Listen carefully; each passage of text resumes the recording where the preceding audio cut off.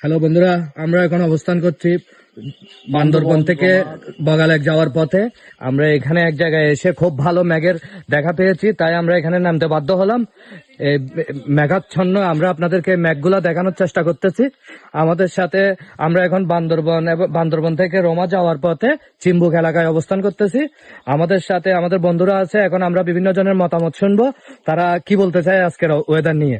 আমি এখন শাহিনের কাছে যাচ্ছি। শাহিন, বলেন কিছু ভাই ওয়েদার নিয়ে। ভিউটা আসলে লাখ টাকার ভিউ, এটা বলে বোঝাতে পারবো না। এত সুন্দর যে একটা মহান রব্বুল আলামিন যে আমাদের কৃতি দিয়েছে, এটা আসলে বলার কোনো ভাষাই নাই। খুবই সুন্দর, খুবই অসাধারণ এবং মনোমুগ্ধকর।